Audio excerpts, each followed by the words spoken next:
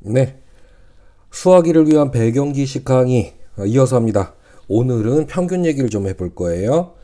이번 거는 상식 얘기이기 때문에 빠르게 그냥 이런 게 있구나 알고 지나가면 됩니다. 쭉쭉쭉쭉 가볼까요? 중학교 3학년 때 뭘 배웠지요?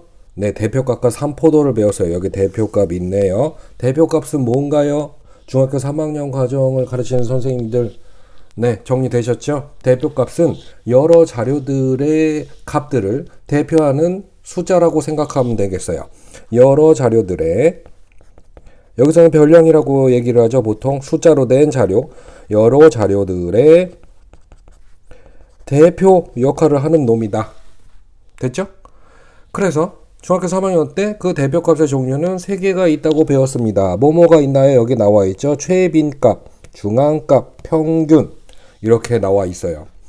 네, 고등학교 과정에서는 이 두 개는 필요 없습니다. 우리는 평균에 대해서 볼 거예요. 근데 평균 밑에 뭐가 여러 가지가 있네요?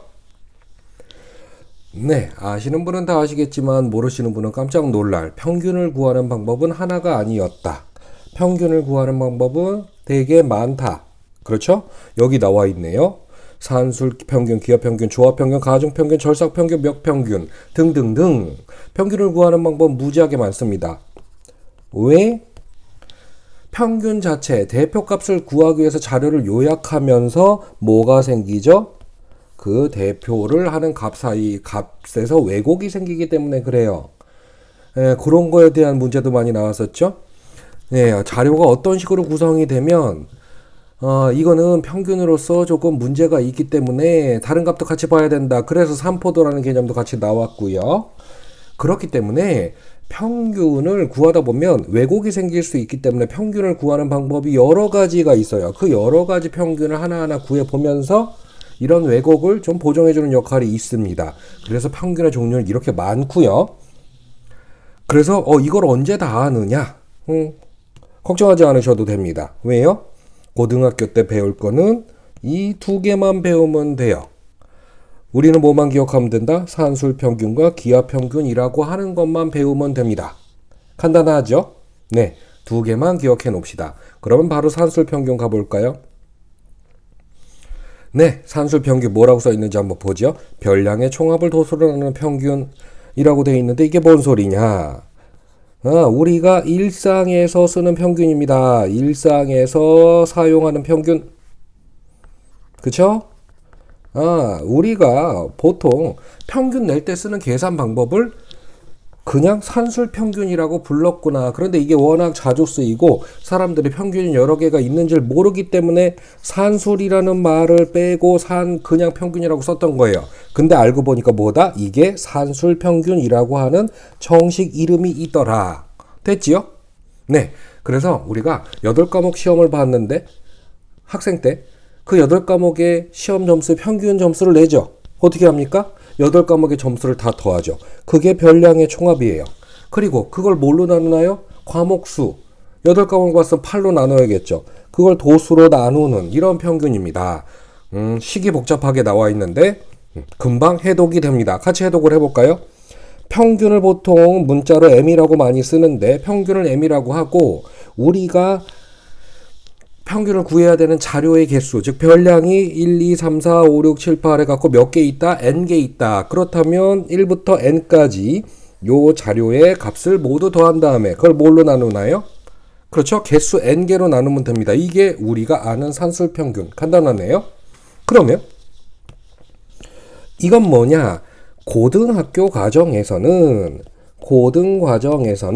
요것만 알아두시면 돼요. 양수의 평균만 다룬다. 음수의 평균은 다루지 않습니다. 됐나요?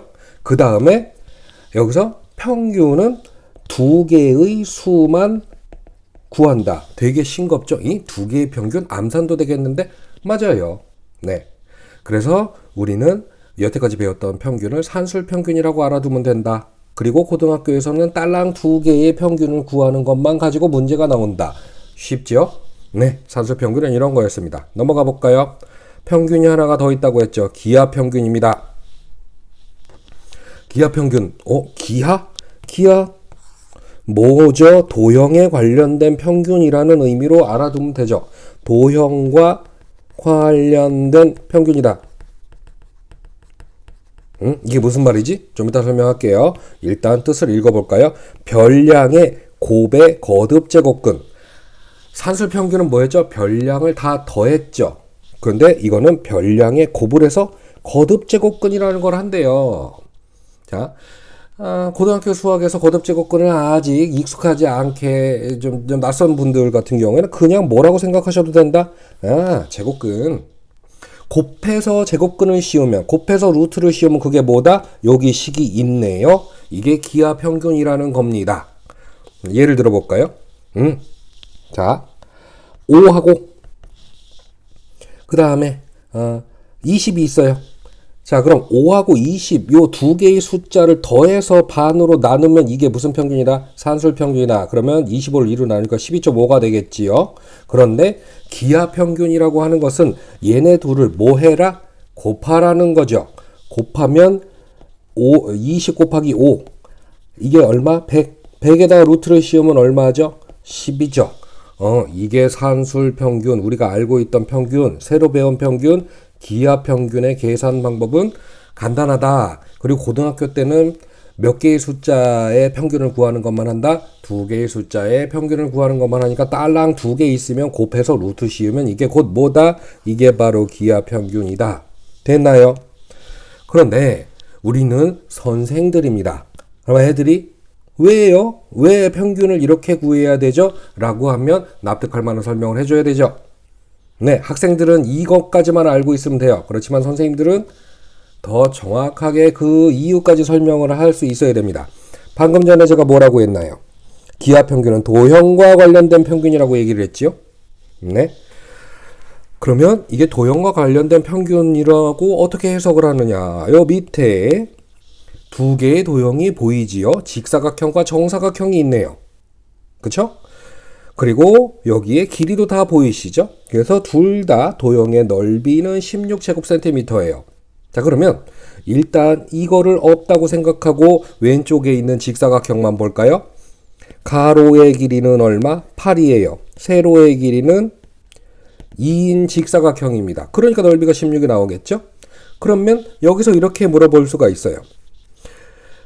그러면 이 직사각형의 변의 길이의 평균은 얼마일까? 라고 물어보면 이걸 어떻게 생각하면 되느냐? 평균이라는 게 각각의 자료를 딱 정가운데의 값이라고 하면 좀 이상하지만 정가운데의 값을 가지고 계산을 했을 때 평균적으로 얼마가 나온다라고 얘기를 하는 거기 때문에 한 변의 길이가 평균 얼마가 되는 정사각형을 구했을 때 얘의 넓이가 16이 될까? 그 변의 길이를 구하면 어떻게 되지요? 그 변의 길이를 구하면 한 변의 길이의 평균이 나오는 거예요. 그럼 16의 평균을 구하면 어떻게 되나요? 네, 4가 되겠죠. 그러니까 어떻게 계산하는 거예요? 얘네 둘을 곱하고 16이 나오죠. 거기다가 루트를 씌우면 한 변의 길이가 4인 정사각형, 변의 길이의 평균은 4구나. 이렇게 도형적인 넓이나 아니면 뭐 조금 더 발전하면 나중에 기회가 되면 설명할게요. 부피의 평균을 구하는 과정에서 나온 게 기하 평균이다 라고 이해를 하시면 되겠습니다. 여기까지 됐나요? 이번 시간에는 산술 평균과 기하 평균이 무엇인지에 대해서만 설명을 했고, 다음 시간에는 얘네 둘 사이에 무슨 관계가 있습니다. 무슨 관계인지 다음 시간에 알아볼게요.